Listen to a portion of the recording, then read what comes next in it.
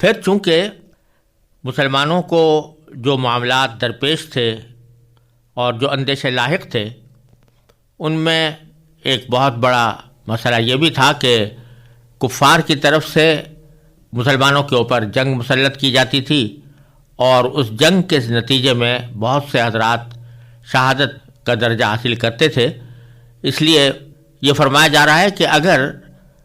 کافروں کے مقابلے میں جنگ کرتے ہوئے، جہاد کرتے ہوئے کسی کی شہادت ہو جائے تو یہ بھی ایک بڑی عظیم نعمت ہے اس شخص کے لیے۔ چنانچہ فرمایا کہ وَلَا تَقُولُوا لِمَنْ يُقْتَلُ فِي سَبِيلِ اللَّهِ أَمْوَاتٌ، اور جو لوگ اللہ کے راستے میں قتل ہوں ان کو مردہ نہ کہو، بل احیاء، بلکہ در حقیقت وہ زندہ ہیں، وَلَٰكِن لَا تَشْعُرُونَ، مگر تم کو احساس نہیں ہوتا، یعنی ان کی زندگی کا احساس نہیں ہوتا۔ یہاں یہ بات سمجھنی چاہیے کہ جو شخص آخرت پر ایمان نہیں رکھتا، اس کے نزدیک تو جو کچھ ہے وہ یہی دنیا کی زندگی ہے، اسی میں جینا ہے، اسی میں مرنا ہے، اسی کی لذتیں اور راحتیں اس کو سب سے بڑا مقصد نظر آتی ہیں۔ لیکن قرآن کریم نے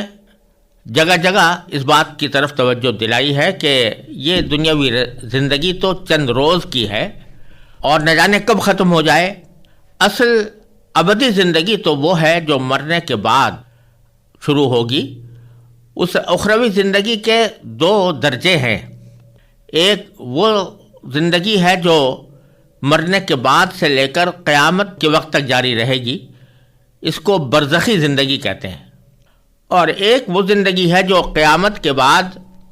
اور حساب و کتاب مکمل ہونے کے بعد شروع ہوگی، وہ آخرت کی زندگی ہے۔ اس آخرت کی زندگی میں تو صورتحال یہ ہے کہ انسان کے جسم اور روح دونوں کو دوبارہ زندہ کیا جائے گا، لہذا وہ زندگی جسم اور روح کے اعتبار سے بالکل ایسی ہوگی جیسے کہ ہم دنیا میں زندہ رہتے ہیں۔ اس میں ہمارے ساتھ روح بھی ہے، جسم بھی ہے، اور دونوں کے باہمی تعلق سے وہ زندگی قائم ہوتی ہے۔ آخرت کی زندگی بھی اسی طرح کی ہوگی، البتہ وہ زیادہ مکمل اور زیادہ پائیدار ہوگی بنسبت دنیا کی زندگی کے کہ اس میں جسم کا تعلق روح کے ساتھ ہے تو صحیح، لیکن اس کو مختلف قسم کی عوارض لاحق ہوتے رہتے ہیں، بہت سی بیماریاں آتی رہتی ہیں۔ وہاں آخرت میں اس قسم کی کوئی چیز نہیں ہوگی،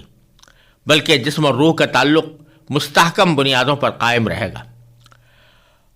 اور جو برزخ کی زندگی ہے، یعنی مرنے سے لے کر جنت اور جہنم کا فیصلہ ہونے تک یا قیامت تک جو زندگی ہے، وہ برزخ کی زندگی کہلاتی ہے۔ اس میں صورتحال یہ ہوتی ہے کہ انسان کا جسم تو مردہ ہو جاتا ہے، لیکن روح مردہ نہیں ہوتی، بلکہ روح کو ایک زندگی حاصل رہتی ہے، اور اس روح کا دنیا کے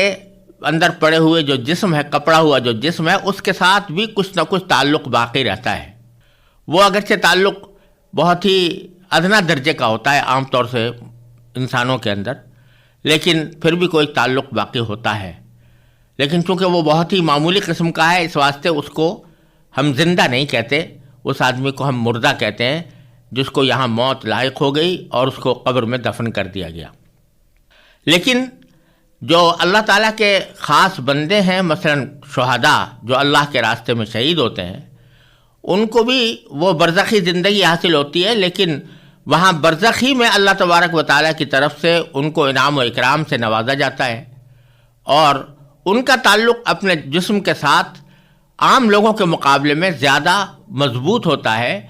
اور یہی وجہ ہے کہ جو اللہ تعالیٰ کے راستے میں شہید ہوتا ہے تو اس کا جسم گلتا سڑتا نہیں ہے، بلکہ اپنی اصل حالت میں، بڑی حد تک اپنی اصل حالت میں برقرار رہتا ہے، جس کے شواہد بے شمار دنیا کے اندر لوگوں نے دیکھے ہیں کہ وہ لوگ جو عرصہ دراز پہلے اللہ تعالیٰ کے راستے میں شہید ہو گئے تھے، جب ان کی قبر کو کسی وجہ سے کھودا گیا تو ان کا جسم اسی طرح تر و تازہ پایا گیا جس طرح کہ ان کو دفن کیا گیا تھا۔ تو ان کے جسم کے ساتھ روح کا تعلق عام لوگوں کے مقابلے میں زیادہ قوی ہوتا ہے، اور وہ اس برزخی زندگی کے اندر اللہ تبارک و تعالیٰ کی نعمتوں سے فیضیاب ہوتے رہتے ہیں۔ اس واسطے ان کو خاص طور پر یہ کہا گیا کہ ان کو تم مردہ نہ سمجھو بلکہ وہ زندہ ہیں. زندہ ہیں اس معنی میں بھی کہ ان کے جسم کے ساتھ ان کی روح کا تعلق مضبوط ہے، اور زندہ ہیں اس معنی میں بھی کہ اللہ تبارک و تعالیٰ ان کو اپنی خاص نعمتوں سے نوازتے رہتے ہیں، اور اس معنی میں بھی کہ ان کا جسم گلتا سڑتا نہیں ہے، اور اس معنی میں بھی کہ بعض دنیاوی احکام کے اندر بھی شہید کا حکم عام مردوں سے مختلف ہوتا ہے، کہ عام مردوں کو غسل دیا جاتا ہے لیکن شہید کو غسل دینے کی ضرورت نہیں ہوتی. جو اللہ تعالیٰ کے راستے میں شہید ہوا اس کو اسی حالت میں دفن کر دیا جاتا ہے. اور پھر اس سے بھی اعلیٰ درجے کی زندگی انبیاء کرام کو حاصل ہوتی ہے کہ ان کے روح کو جو جسم سے تعلق ہوتا ہے وہ شہیدوں سے بھی زیادہ اعلیٰ درجے کا ہوتا ہے، اور اس کی وجہ سے ان کو جو برزخی حیات حاصل ہوتی ہے وہ اور تمام انسانوں سے زیادہ اعلیٰ اور اکمل درجے کی ہوتی ہے. اور اسی وجہ سے ان انبیاء کرام کی میراث بھی تقسیم نہیں ہوتی، ان کی جو ازواج مطہرات ہیں ان کے لیے کسی دوسرے سے نکاح کرنا بھی جائز نہیں ہوتا. تو یہ احکام بھی دنیا کے اندر ان کے اوپر جاری ہوتے ہیں. بہرحال اللہ تبارک و تعالیٰ یہاں یہ فرما رہے ہیں کہ اگر کوئی شخص اللہ تبارک و تعالیٰ کے راستے میں جہاد کرتے ہوئے کفار کے ہاتھوں شہید ہو جاتا ہے تو تم اگرچہ ظاہری نظر سے ان کو مردہ سمجھ رہے ہو لیکن حقیقت میں وہ زندہ ہیں، اور تمہیں ان کی زندگی کا احساس نہیں ہے، کیونکہ برزخی زندگی بھی ان کو زیادہ قوی قسم کی حاصل ہے، اور اللہ تعالیٰ کی نعمتوں سے بھی وہ فیض یاب ہو رہے ہیں. لہٰذا تمہیں ان پر غم کرنے کی ضرورت نہیں ہے. وہ یقیناً اللہ تبارک و تعالیٰ کے نزدیک بڑے درجے والے ہیں، اور اس درجے کے ملنے پر تمہیں افسوس کرنے کے بجائے اس بات پر اطمینان کرنا چاہیے کہ وہ اللہ تعالیٰ کے راستے میں شہید ہوئے ہیں. پھر آگے فرمایا کہ وَلَنَبْلُوَنَّكُمْ بِشَيْءٍ مِّنَ الْخَوْفِ وَالْجُوعِ وَنَقْصٍ مِّنَ الْأَمْوَالِ وَالْأَنفُسِ وَالثَّمَرَاتِ. پھر آگے یہ فرمایا کہ بتلانا یہ مقصود ہے کہ یہ صرف جہاد ہی کا معاملہ نہیں ہے کہ جس میں لوگ شہید ہو جائیں تو اس سے تمہیں صدمے پہنچیں، بلکہ صدمے پہنچنے کے کچھ اور اسباب بھی پیش آ سکتے ہیں، اور یہ صدمے جو تمہیں دنیا کے اندر پہنچتے ہیں یہ در حقیقت اللہ تعالیٰ کی طرف سے آزمائش ہوتی ہے. چنانچہ فرمایا وَلَنَبْلُوَنَّكُمْ، اور دیکھو ہم تمہیں آزمائیں گے ضرور، بِشَيْءٍ مِّنَ الْخَوْفِ وَالْجُوعِ. وہ کس طرح آزمائیں گے کہ کبھی خوف سے، تھوڑے سے خوف سے، کبھی تھوڑی سی بھوک سے، کبھی تمہارے مال اور جان میں یا ثمرات اور پھلوں میں کمی کر کے، اس طرح تمہیں آزمائیں گے. یہاں 4 چیزوں کا ذکر فرمایا. ایک یہ کہ تمہیں آزمائیں گے خوف کے ساتھ، کہ تمہارے اوپر کوئی خوف طاری ہو جائے گا. ان خاص حالات کو مد نظر رکھتے ہوئے یہاں اشارہ اس بات کی طرف ہے کہ مسلمان جب مدینہ منورہ کے اندر اپنی ریاست قائم کر رہے تھے تو ان کو مختلف اطراف سے خطرے درپیش رہتے تھے. ایک طرف کفار مکہ تھے جو ان کے اوپر حملہ آور ہونے کا منصوبے بنا رہے تھے، اور بہت سی مرتبہ حملہ آور ہوئے بھی، اور ان کا سارا مقصد یہ تھا کہ کسی طرح مسلمانوں کو نیست و نابود کر دیں. دوسری طرف یہودی تھے، تو یہودیوں کا ایک خطرہ اس طرح تھا کہ شمال میں ان کی ایک ریاست خیبر میں آباد تھی، اور وہاں سے وہ مسلمانوں کے خلاف سازشیں کرتے رہتے تھے. خود مدینہ منورہ کے اندر جو یہودی آباد تھے وہ بعض اوقات مشرکین سے مل کر مسلمانوں کے خلاف سازشوں کے جال بنتے رہتے تھے. یہ تمام خطرات مسلمانوں کو لاحق تھے. تو یہ فرمایا کہ یہ خطرات اگرچہ ان لوگوں کی طرف سے پیش آ رہے ہیں لیکن در حقیقت یہ تمہاری آزمائش ہے، اور اس آزمائش کے ذریعے تم جب کامیاب ہو کر نکلو گے تو تمہاری پوری طرح تطہیر ہو چکی ہوگی اور تمہیں اچھی طرح پاک صاف کیا جا چکا ہوگا. تو یہ در حقیقت خوف کے ذریعے بھی تمہیں آزمانا مقصود ہے. والجوع، اور کبھی بھوک کے ذریعے. بھوک کا مطلب یہ کہ معاشی خطرات بھی تمہیں لاحق ہوں گے، اور اس زمانے کے حالات کو اگر مد نظر رکھا جائے تو اس میں صورتحال یہ تھی کہ اس وقت تجارت پر تمام تر قبضہ قریش کے لوگوں کا تھا، اور وہ قریش کے لوگ ہی مسلمانوں کے دشمن ہو گئے تھے. لہذا جو معاشی راستے تھے تجارت کے وہ ان کے اوپر بند کر دیے گئے تھے. تو اس طرح تمہیں فقر و فاقے سے سابقہ پیش آنے کا بھی اندیشہ لاحق ہے. یہ بھی ہماری طرف سے ایک آزمائش ہے، اور اگر اس آزمائش میں تم پورے اتر گئے تو اس کا نتیجہ آگے آ رہا ہے. پھر فرمایا کہ نقسم الاموال، کہ کبھی تمہارے مال میں کمی ہو جائے گی، کسی بھی طریقے سے تمہارے مال کے اندر کوئی کمی ہو گئی، کوئی چوری ہو گئی، کوئی ڈاکہ پڑ گیا، کوئی تمہاری تجارت میں کمی آ گئی، یا کسی مرتبہ تمہارے پیداوار میں کمی آ گئی، وہ ساری باتیں اس کے اندر داخل ہیں. والانفس، اور کبھی تمہارے جانوں میں کمی ہوگی. جانوں میں کمی ہونے کے معنی یہ کہ تمہارے عزیزوں میں، رشتہ داروں میں، دوست احباب میں کسی کا انتقال ہو گیا اور وہ دنیا سے چلا گیا. تمہیں اس کی زندگی کے اندر تمہیں اس کے اوپر بھروسہ تھا، لیکن وہ دنیا سے چلا گیا تو اس کی وجہ سے تم اپنے لیے خطرات محسوس کرتے ہو، یا اس کی وجہ سے تمہیں صدمہ ہوتا ہے. یہ بھی ہماری طرف سے ایک آزمائش ہوگی. والثمرات، اور اسی طرح پھلوں کے اندر کمی بھی. اگرچہ پھلوں کا ذکر عمومی اعتبار سے دیکھا جائے تو اموال کے اندر موجود خود بخود تھا، لیکن اس کو خاص طور پر اس لیے ذکر فرمایا کہ اموال عربی زبان میں عام طور سے یا تو تجارت کے مال کو کہتے ہیں، یا جو مال مویشی ہوتے ہیں ان کو کہا جاتا ہے. اور ثمرات سے مراد ہے پیداوار، زمین کی پیداوار، جس میں باغ بھی ہیں، جس میں کھیت بھی ہیں. اور مدینہ منورہ کے حضرات جو تھے وہ زیادہ تر کھیتی باڑی کا پیشہ کرتے تھے، اور ان کے ہاں باغات ہوتے تھے، کھجور کے باغات، اور کچھ کھیت ہوا کرتے تھے. انہی پر ان کی معاشی زندگی کا دار و مدار تھا، تو اس لیے اس کو خاص طور پر الگ سے ذکر کر دیا گیا. تو بہرحال خلاصہ یہ کہ اللہ تبارک و تعالیٰ نے فرمایا کہ ان سب چیزوں کے اندر تمہاری کمی آ سکتی ہے، اور وہ ہماری طرف سے ایک آزمائش ہوگی. اور بتلانا یہ مقصود ہے کہ یہ دنیا جو ہم نے بنائی ہے یہ جنت نہیں ہے. یہ دنیا ایک عارضی قیام گاہ ہے. اور ہم نے یعنی اللہ تبارک و تعالیٰ نے 3 قسم کے عالم پیدا فرمائے ہیں. ایک عالم وہ ہے کہ جس میں خوشی ہی خوشی ہے، راحت ہی راحت ہے، مزہ ہی مزہ ہے، وہ ہے جنت. اس میں کسی غم کا گزر نہیں، اس میں کسی تکلیف کا گزر نہیں، وہ تمام تر راحت و آرام کی جگہ ہے. اور دوسرا عالم وہ ہے کہ جس میں تکلیف ہی تکلیف ہے اور راحت و آرام کا کوئی سوال نہیں، اور وہ ہے جہنم. اور ان دونوں کے درمیان دنیا جو بنائی ہے اللہ تعالیٰ نے وہ ایسی بنائی ہے کہ اس میں انسان کو راحت بھی میسر آتی ہے، خوشیاں بھی آتی ہیں، لذتیں بھی حاصل ہوتی ہیں، لیکن ساتھ ساتھ تکلیفیں بھی آتی ہیں، پریشانیاں بھی پیش آتی ہیں، صدمے بھی اٹھانے پڑتے ہیں. تو یہ ایک مجموعہ ہے رنج اور خوشی کا،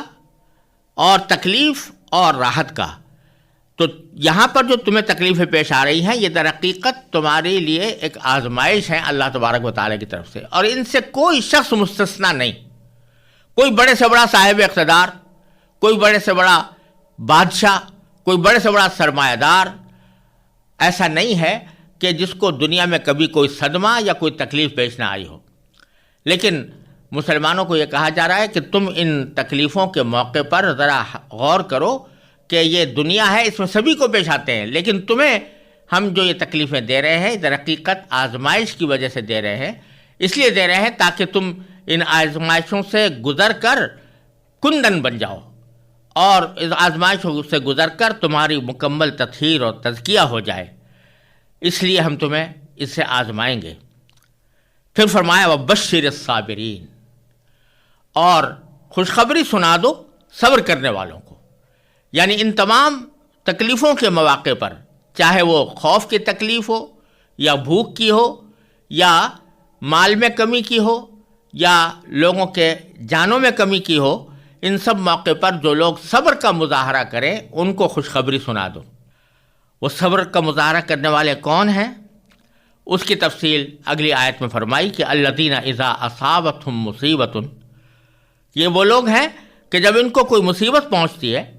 تو قالو، تو یہ کہتے ہیں انا للہ، کہ ہم سب اللہ ہی کے ہیں، و انا الیہ راجعون،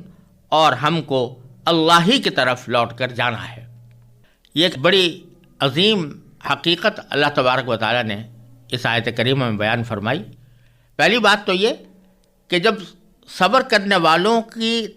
تعریف فرمائی یا صبر کرنے والوں کا جو طرز عمل آگے بتایا یا صبر کے جو معنی بتائے، وہ یہ نہیں بتایا کہ صبر کرنے والے وہ ہیں جو رنج کا اظہار نہ کریں، غم کا اظہار نہ کریں، روئیں نہیں، یہ نہیں فرمایا، بلکہ یہ فرمایا کہ جو اس تکلیف کے پہنچنے کے موقع پر یہ کہیں، مصیبت پہنچنے کے موقع پر یہ کہیں کہ ہم اللہ ہی کے ہیں اور اللہ ہی کی طرف ہم کو لوٹ کر جانا ہے، انا للہ و انا الیہ راجعون، جس میں بتلا دیا کہ صبر کے معنی یہ نہیں ہے کہ کسی تکلیف کے موقع پر انسان غم کا اظہار نہ کرے، کیونکہ یہ تو ایک بشری تقاضا ہے، ایک غیر اختیاری کیفیت ہے۔ اگر کسی انسان کو کوئی صدمہ پہنچتا ہے تو وہ اس کے اوپر رنجیدہ ہوتا ہے، یہ غیر اختیاری معاملہ ہے، اس کے اوپر اللہ تبارک و تعالیٰ کی طرف سے کوئی گرفت نہیں۔ اللہ تعالیٰ اس کی وجہ سے کسی کو گناہ نہیں دیں گے کہ تم نے فلاں تکلیف کے موقع پر یا فلاں مصیبت کے موقع پر غم کا اظہار کیوں کیا تھا۔ یہاں تک کہ اگر تکلیف کی وجہ سے یا صدمے کی وجہ سے بے اختیار رونا بھی آئے تو وہ رونا بھی صبر کے منافی نہیں ہے، وہ بے صبری نہیں کہلائے گا، کیونکہ غیر اختیاری طور پر آیا ہے۔ یہ عام طور سے لوگوں میں مشہور ہے کہ اگر کسی کا انتقال ہو جائے تو اس کے موت کے اوپر اگر کوئی رو رہا ہے تو یہ بے صبری ہے، یہ بات صحیح نہیں ہے۔ اگر غیر اختیاری طور پر رونا آیا ہے، بن کر نہیں رو رہا بلکہ بے اختیار اس کو رونا آ گیا ہے، تو یہ نہ صرف یہ کہ ناجائز نہیں اور یہ صبر کے بھی خلاف نہیں۔ صبر کے معنی یہ ہے کہ مصیبت پہنچنے پر آدمی یہ کہے کہ انا للہ و انا الیہ راجعون۔ کیا معنی؟ کہ وہ اس تکلیف یا اس صدمے پر اللہ تعالیٰ کی کوئی شکایت نہ کرے، اللہ تعالیٰ سے گلہ نہ کرے، اللہ تعالیٰ کی تقدیر کا شکوہ نہ کرے، جیسے کہ بعض لوگوں کی زبان پر آ جاتا ہے کہ کیا میں ہی رہ گیا تھا اس تکلیف کے لیے، مجھے کیوں اللہ میاں نے تکلیف دی، العیاذ باللہ۔ یہ بے صبری ہے اور اس کے اوپر گرفت ہے۔ لیکن اگر ایک طرف آدمی یہ سوچے کہ بے شک مجھے تکلیف پہنچی ہے اور صدمہ پہنچا ہے، اس صدمے اور تکلیف کی وجہ سے میں اپنے اس صدمے اور تکلیف کا اظہار بھی کر رہا ہوں، اس پر مجھے رونا بھی آ رہا ہے، دل میں میرے غم کی آگ بھی بھڑک رہی ہے، لیکن اس سب کے باوجود میں اس بات پر یقین رکھتا ہوں کہ فیصلہ اللہ تعالیٰ ہی کا درست ہے اور اللہ تعالیٰ نے جو کچھ فیصلہ فرمایا ہے وہی برحق ہے، اور مجھے اللہ تعالیٰ کی تقدیر سے کوئی شکوہ نہیں ہے، تو یہ مکمل صبر ہے، اور اس میں صبر کا جو اجر ہے وہ پورا اس سے حاصل ہوگا۔ اور یہ بات کہ میں اللہ تعالیٰ کے فیصلے پر راضی ہوں، یہ پہلے جملے کے اندر فرمائی انا للہ، کہ ہم سب اللہ کے ہیں۔ جب اللہ کے ہیں تو اللہ تبارک و تعالیٰ کی ملکیت ہے، ہم اللہ تعالیٰ ہمارا مالک ہے، لہذا مالک کا ہر تصرف اپنی ملکیت میں برحق ہوتا ہے، تو اس نے جو کچھ بھی ہمارے ساتھ معاملہ کیا وہ برحق ہے، اگرچہ ہمیں تکلیف پہنچ رہی ہے۔ اور پھر فرمایا کہ وَإِنَّا إِلَيْهِ رَاجِعُونَ، یہ کہے کہ ہم اسی کی طرف لوٹ کر جانے والے ہیں۔ اس میں اشارہ اس طرف ہے کہ اگرچہ یہاں فوری طور پر ہمیں تکلیف پہنچ رہی ہے اور صدمہ ہو رہا ہے، لیکن بالآخر ہم اللہ تبارک و تعالیٰ کے پاس پہنچیں گے، اور وہاں پر اللہ تبارک و تعالیٰ نے ہمارے لیے صبر کے اوپر اور اللہ تعالیٰ کی تقدیر پر راضی ہونے کے نتیجے میں بہت عظیم اجر اور ثواب تیار کر رکھا ہے۔ لہذا یہ جو تکلیف ہمیں پہنچ رہی ہے، یہ در حقیقت اللہ تبارک و تعالیٰ نے ہمیں ہمارے درجات بلند کرنے کے لیے، ہمارے گناہوں کی معافی کے لیے، اور آخرت میں ہمیں اپنے انعامات سے نوازنے کے لیے اللہ تبارک و تعالیٰ نے یہاں یہ تکلیف عطا فرمائی ہے۔ ایک حدیث میں آتا ہے کہ نبی کریم سرور دو عالم صلی اللہ علیہ وسلم نے فرمایا کہ جب آخرت میں اللہ تبارک و تعالیٰ صبر کرنے والوں کو اپنے اجر و ثواب سے نوازیں گے اور ان پر انعامات کی بارشیں ہوں گی، تو لوگ یہ سوچیں گے کہ کاش زندگی کے اندر ہماری کھالیں قینچی سے کاٹی گئی ہوتی اور اس پر ہم صبر کرتے تو آج ہمیں یہ انعامات، اعلیٰ درجے کے انعامات نصیب ہوتے۔ تو وہاں جا کر ان تکلیفوں کی حقیقت واضح ہوگی کہ یہ تو کچھ بھی حقیقت نہیں رکھتی تھیں ان انعامات کے مقابلے میں جو اللہ تبارک و تعالی آخرت میں عطا فرما رہے ہیں۔ اور اس کی مثال کچھ ایسی ہے کہ جیسے کوئی شخص مریض ہو، بیمار ہو، اور کوئی ڈاکٹر اس کا آپریشن کرے تو آپریشن کے اندر تکلیف تو بے شک ہوتی ہے، اور اس تکلیف کی وجہ سے بعض اوقات انسان کے منہ سے کراہ بھی نکل جاتی ہے، چیخ بھی نکل جاتی ہے، لیکن اس کا دل اس بات پر مطمئن ہوتا ہے کہ ڈاکٹر جو کچھ کر رہا ہے وہ بالکل برحق کر رہا ہے اور میرے فائدے کے لیے کر رہا ہے، اور اس کا نتیجہ بالآخر میرے لیے حق میں بہتر ہوگا کیونکہ اس کے نتیجے میں مجھے صحت حاصل ہوگی۔ تو اسی طرح اس دنیا کے اندر جو تکلیفیں پہنچ رہی ہیں ان کے بارے میں سمجھنا چاہیے کہ یہ ہمارے مالک و خالق کی طرف سے اس لیے ہمیں تکلیف پہنچائی جا رہی ہے تاکہ ہمیں اس کے فائدے حاصل ہوں، تو ہم اسی کی طرف لوٹ کر جانے والے ہیں اور وہی ہمارے ساتھ انعامات کا معاملہ فرمائیں گے۔ اس واسطے ہمیں اس کے اوپر غم بے شک ہے لیکن ہم اس کے فیصلے پر راضی ہیں۔ پھر آگے فرمایا کہ اولئک علیہم صلوات من ربہم ورحمہ واولئک ھم المہتدون۔ آگے زبردست بشارت ارشاد فرمائی کہ جو لوگ اس طرح صبر کرنے والے ہیں کہ چاہے تکلیف کا ان کے رویے سے اظہار ہو رہا ہو لیکن وہ اللہ تعالیٰ کے فیصلے پر راضی ہوں اور انا للہ و انا الیہ راجعون کہہ رہے ہوں اور اس کے معنی بھی سمجھ رہے ہوں کہ ہم اللہ کے ہیں اور اللہ ہی کے پاس واپس لوٹ کر جانے والے ہیں، تو ایسے لوگوں پر پروردگار کی طرف سے خصوصی عنایتیں ہیں، صلوات ہیں۔ صلوات جمع ہے صلات کی، اور لغت میں اس کے معنی آتے ہیں کسی کی طرف آگے بڑھنا، اور جب اللہ تبارک و تعالیٰ کی طرف اس کی نسبت ہوتی ہے تو اس کا مطلب یہ ہے کہ اللہ تبارک و تعالیٰ کا اس کی طرف خصوصی طور سے متوجہ ہونا اور اس کو عنایات سے نوازنا، یہ ہے صلوات۔ صلوات من ربہم، ان کے پروردگار کی طرف سے خصوصی عنایتیں ہیں، ورحمہ، اور رحمت ہے۔ تو متوجہ ہونے کا نتیجہ یہ ہوگا کہ اللہ تبارک و تعالیٰ ان کو اپنی خاص رحمت سے نوازیں گے۔ وَأُولَئِكَ هُمُ الْمُهْتَدُونَ، اور یہی لوگ ہیں جو ہدایت پر ہیں۔ تو گویا تین بشارتیں اللہ تبارک و تعالیٰ نے ایسے صبر کرنے والوں کو عطا فرمائی۔ ایک ہے کہ اللہ تعالیٰ کی خصوصی عنایت ان کی طرف متوجہ ہوگی، دوسرا یہ کہ ان پر رحمتیں نازل ہوں گی، تیسرا یہ کہ وہ اللہ تعالیٰ کی طرف سے صحیح ہدایت پر ہوں گے، اللہ تبارک و تعالیٰ ان کو گمراہی سے محفوظ رکھیں گے۔ یہ اتنی عظیم بشارتیں ہیں جو صبر کرنے والوں کو عطا ہوئی ہیں۔ اسی لیے کہا گیا کہ دنیا میں جب بھی کوئی تمہیں ناگوار بات پیش آئے، چاہے وہ معمولی درجے کی کیوں نہ ہو، تو تم انا للہ و انا الیہ راجعون کہو تاکہ تمہیں ان عنایتوں کا سزاوار قرار دیا جا سکے۔ چنانچہ حدیث میں آتا ہے کہ ایک مرتبہ نبی کریم سرور عالم صلی اللہ علیہ وسلم